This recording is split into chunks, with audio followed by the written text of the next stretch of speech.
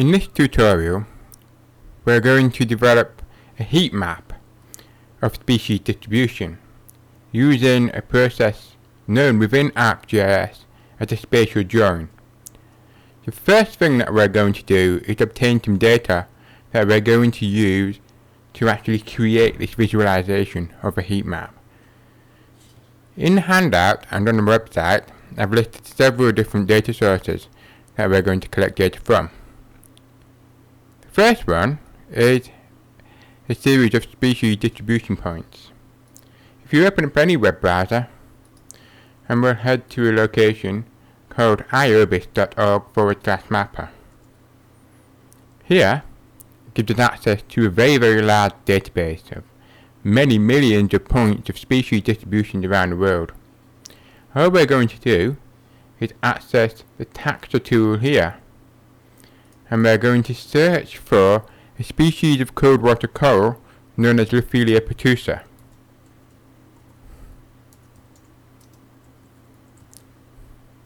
And as we wait, the species gets detected, and we can see here we've now got 3,126 species distribution records. We'll just click that button there, and it brings up species record. If we close the taxa search prompt, which is this X, we'll see that we have a heat map, which is exactly what we're going to replicate on our computer using ArcGIS. So we're going to download the points for this particular species here by just clicking show results in the data search bar, and we can see we've got a long list here of species records, 3,128 it says here. We'll download these to a CSV file, but what we need is to select points in a data type. That will give us an individual location for each record, and then we'll download it as CSV, comma separated values, readable in Excel and also in ArcGIS.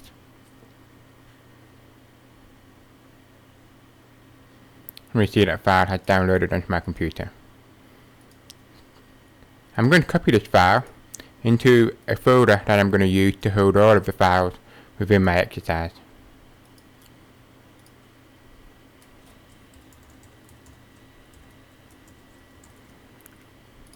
I'll just give it a species name so I know what it is in future.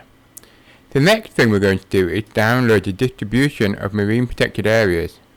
And I'm going to get these from a website which is known as MPAatlas.org.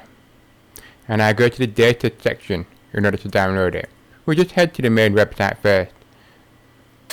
And if we click data and maps, we can download a geodatabase which contains all of the marine protected areas that are currently known around the world. I just click that. It's rather large, of about 148 megabytes, so it may take some time to download.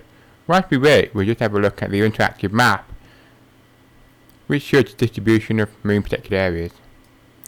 We can zoom in to our target area. We're going to be focusing in the northeast Atlantic in our GIS. You can see here, if we look at the colours of the MPAs, there are different designations for different ones. So there are some things that we may have to take into account in our GIS. But the one that I'm most interested in is this shaded one around the outside, which is Rockall Bank area of scientific interest. This file is nearly downloaded, so if we just wait for it to complete, we'll start ArcGIS. I'll just extract the MPA Atlas data. You see it's a gdb.extension and a folder. We need to make sure we copy that folder in its entirety across to our area where we want to save our data.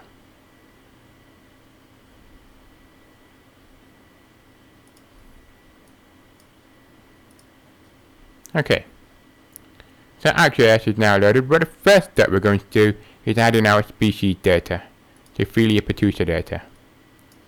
We do that by just simply adding data to our data view using the plus icon on the toolbar. Just head to my GIS files directory which I've stored on my C drive, and into my data directory that I've been storing my files. I just open the CSV file that we've just added. If you remember from previous sessions, we plotted XY data, so very briefly, Once we've loaded the data in, it's a CSV file, it's just a table. The computer doesn't know how to plot this on the GIS. Right click, display XY data, will allow us to tell the PC to plot it within ArcGIS. So X field is longitude, Y field is latitude. It says here, unknown coordinate system. We need to change this to reflect the fact that it contains latitude and longitude, a form known as WGS 1984. So if we click edit here, we can change this. So we want WGS 1984, we can type this in, and we can search for it. And it finds quite a few items shown, but we want a very particular one. So we're in Geographic, World, and WGS 1984. Click OK. And OK again. It gives us a warning that we do not have an object ID field, but that's not important for us right now, so we just ignore that prompt, and it plots our data. If we use the zoom tool, we'll zoom into the Northeast Atlantic. I know it's the Northeast Atlantic because I can detect that maybe that's Britain, Ireland around here, France for example. At the moment we don't have a base map, so it's kind of difficult to see exactly where. So let's add a base map.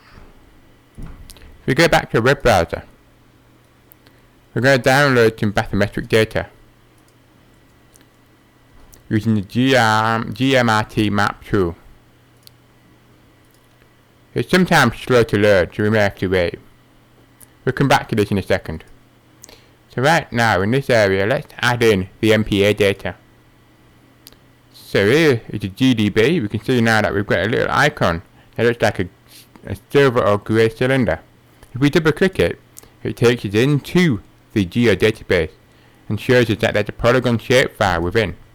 If we just select that and add it, here we can start to see the distribution of MPAs. In particular, we're interested in this region here, which is Rockall Bank. We zoom out so that we can see the waters of Europe. There's the British Isles and Ireland. So we've now got most of the data we need. Let's see if the GMRT map tool has loaded yet. So it's still taking some time, as we can see by the browser loading.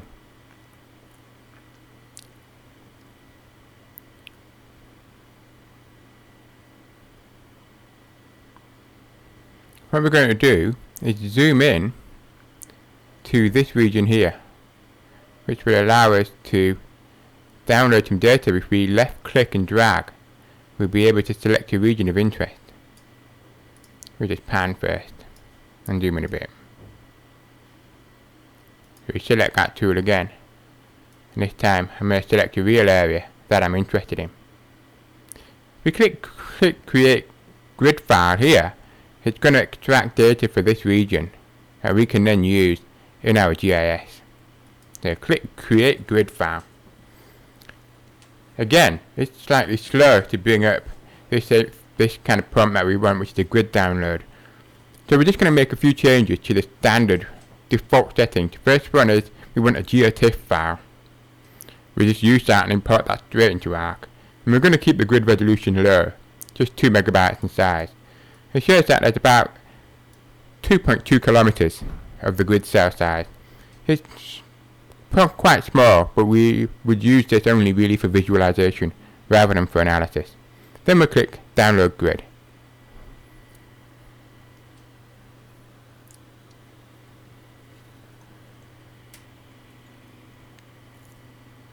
And see we have a warning. That large grid may take several minutes to build. But because we're working with a small one, it shouldn't take too long.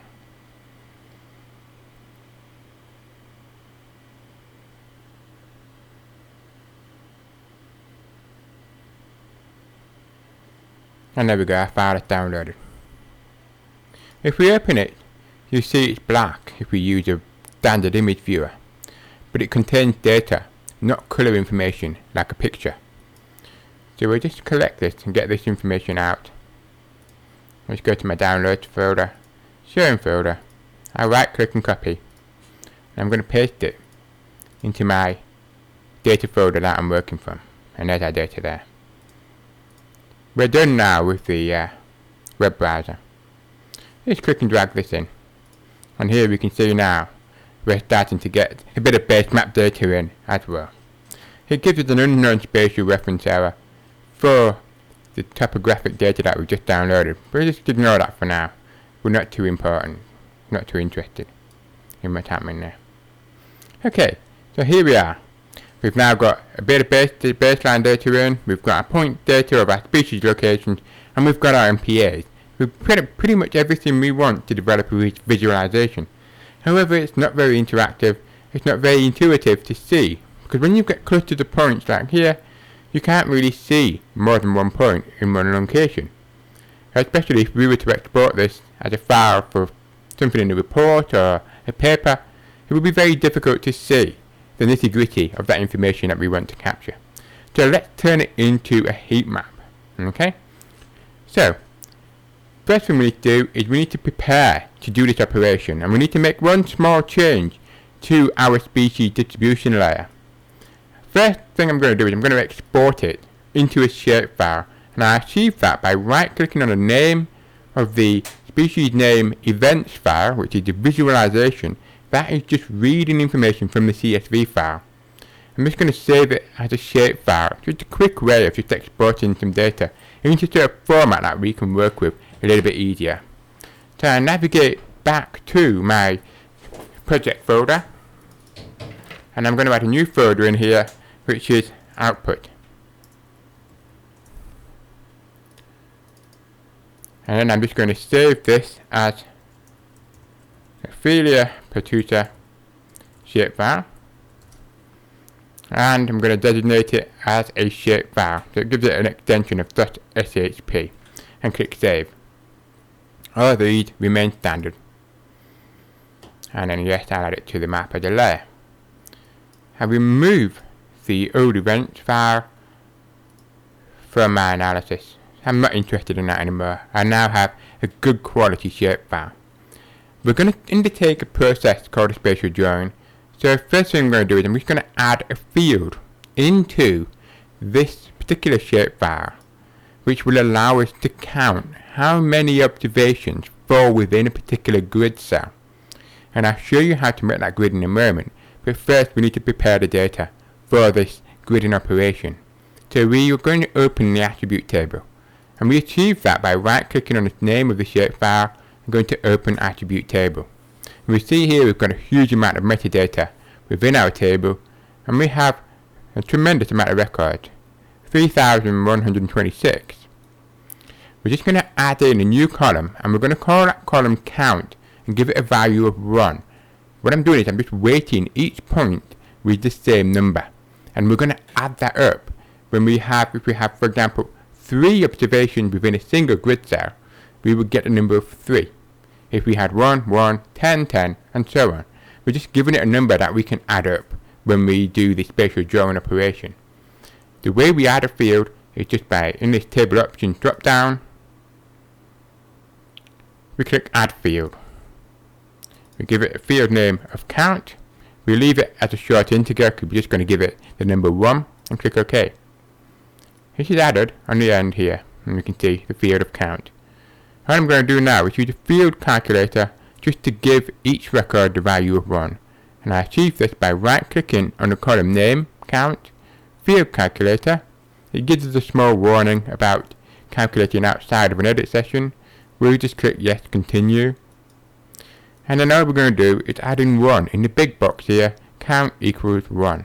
The rest of this is really for doing advanced calculations or so on, and we're not interested in that. All we want to do is give each value the number 1. Then we can move to the processing window, and now we can see all our cells have the value of 1 within the count field. Okay? So our shapefile is now prepared, ready to do a spatial drawing operation. So the next step is quite critical. We want to create the grid that we're going to use for our visualization. And to do that, we're going to use an ArcGIS tool called Fishnet. Now, within the search prompt here, you can access it from the side, or you can access it from here, or the shortcut key Control F. We're going to type Fishnet, and then click search. And we see that we have Create Fishnet Data Management Tool. We're going to just click that to enable it. If you get an error, it may mean that you need to click Customize Extensions and enable the extensions within Arc. Here, in case you get an error. I'll go back, I'll open up my Fishnet. So we're just going to fill this in now. Now it looks pretty daunting, there's quite a lot of options, but we're mostly interested in the green ones. They are the ones that we must fill in. And we're just going to work our way through it quite quickly. So we're going to create an output feature class. Just what are we going to save our data as? I'm going to save it in my folder, output. I'm just going to give it a name of fishnet.shp. Click save. And there we go. That's where we're going to save it with your location, so we know where it is. Now the extent is, what do we want to draw? How big do we want this fishnet to be? Okay? So there's a quick and easy way of doing this. The first way is to actually move your cursor around, and we're looking for this number down at the bottom.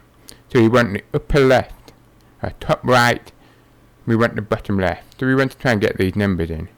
So I've already quickly gone through and picked out my area that I'm really interested in. And these are 59 degrees north, down to 55 degrees north, and then we're going to go minus 16 degrees, and we're going to go minus 12 degrees. Okay? And there are coordinates that we're going to actually draw the grid in. So obviously we're working in degrees here, so I'm going to create a grid cell size of 10 kilometers, which is roughly 0.083 degrees. 1 kilometer would be to add in another 0 in here. And then we're going to change some options down at the bottom. We don't want polyline, which would just give us the grid of lines. We want actually each cell to be a polygon, so we can count how many points fall inside it. We're also going to turn this off because we don't really care about having label points. We click OK. You may need to wait a minute or two depending on the size of your grid. A very big grid would take some time to draw.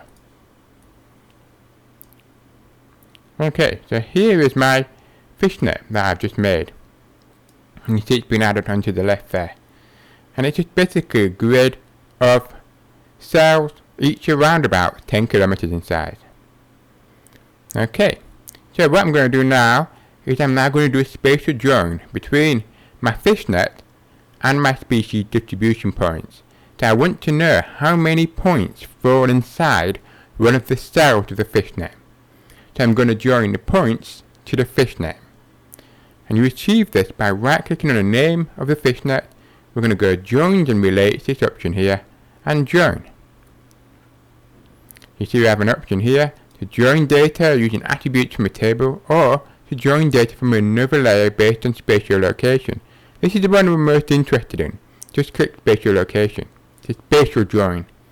We're going to join the shape file that we've just made, and we're going to join it to each polygon. And this is critical. Remember when we created the count field, we want the sum to be selected here. It's going to give us a sum of the count. So we'll know if there's 3, 10, however many points we've inside it. Then we're also going to change the name of our output. So I'm going to go fishnet underscore to heatmap. You can of course call your files whatever you wish. And click save. Now we just run it and we'll click OK. Okay, so if you hit this error here, it says one of the layers you have specified does not have a projection. We need to use the Arc Toolbox tool to define a projection for that data and try it again. Okay, you probably encountered this error. It's just because we forgot to do something earlier. We unfortunately have to click cancel to lose our settings. The Fishnet dataset here, if we go to the properties of it and source, we see it does not have a coordinate system defined. So we're just going to quickly define one using the define projection tool.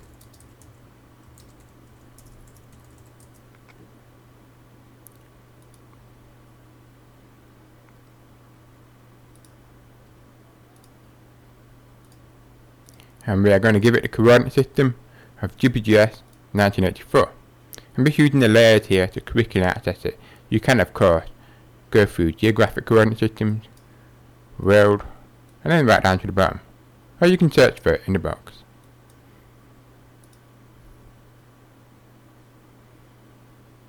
So we'll try again. Right click, Fishnet, join, spatial join, points, sum, change the name, and click OK. Now it's working. Okay, so we end up now with a new layer, so we'll just remove Fishnet from our GIS. I'm just going to position it a little bit better so we can just see the extent of our Fishnet. What we're going to do now is we're going to use the Symbology tool, which is a way that of assigning colours or features to points, polygons or lines, or even rasters. It allows us to change how something looks based on data that has been contained within the attribute table. So we're going to right click on our new spatial drawing layer, which I've called Fishnet to Heatmap. We're going to go to Properties, Symbology, and we're going to change this using the categories or quantities depending on the type of data we have. We have a continuous variable here, count, so we're going to use quantities to achieve this. The value field is sum count. We don't need any normalization. We can change the color to be something which might be more intuitive. So we go from blue to red, but we want red to be the hot. So we're just going to right click on symbol anywhere on there and click flip. So we go cold to hot. Click OK, and here is our resulting output. You see, we don't really want to see the zero data, so we can change the zero data to no color, just simply by clicking on the color of its particular scale, and away it goes. So there we've now got a heat map that demonstrates the distribution of corals in this area within a 10 kilometer Fishnet. Just a kind of a heat map that allows us to intuitively see the concentration of points. Obviously, we're just looking here at points that have been sampled from a variety of different surveys, so it may not truly reflect the distribution of this species. It more reflects the intensity and the occurrence level of the species. So let's turn this into a visualization that we can use in a report. First off, I'm just going to establish a good bound that allows me to see the data I'm interested in. I'm going to switch from the list by source to list by drawing order to allow me to start to get the data organized in a better manner. And I'm very quickly now going to start changing symbologies to change the coloration of the individual layers to give it quite a nice view that allows us to demonstrate the position of various features.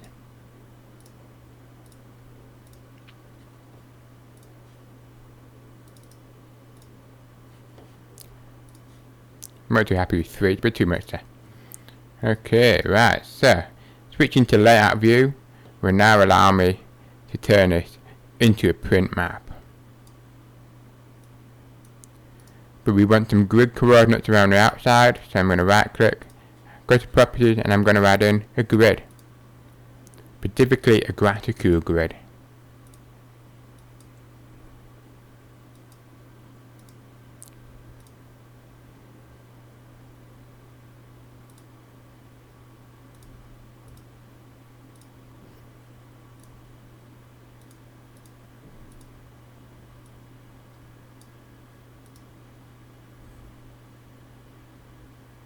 One final tweak.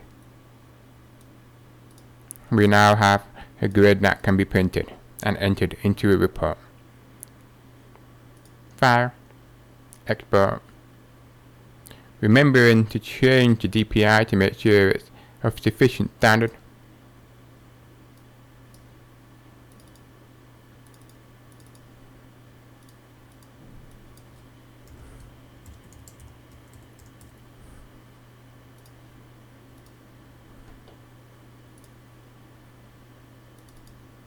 And there we go. One heat map of coral distributions overlain with the positions of known marine protected areas or sites of interest, along with some bathymetry. Obviously there are things that we can do to improve this, and the first thing is to add in a little bit of eye candy. For example, we're going to add a legend which will allow us to know what the bathymetry is and also what the heat net actually shows the heat map. I've turned off, I'm keeping only here 2 items, this one and this one.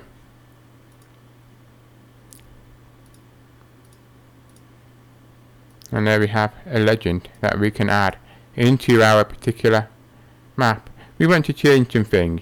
We just double click the name. It changes it, updated it automatically.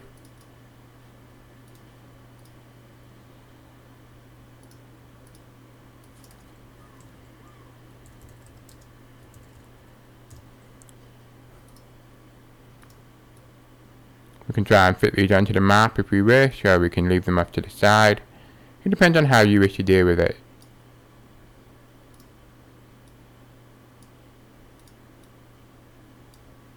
I'm just going to adjust my grid to remove these labels.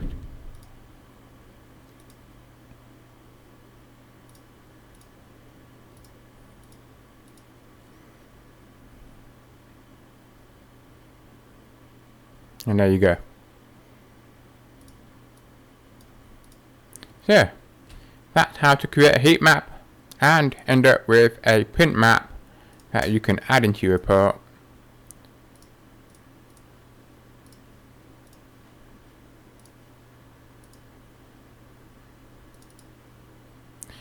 And then print it off. Thank you for listening.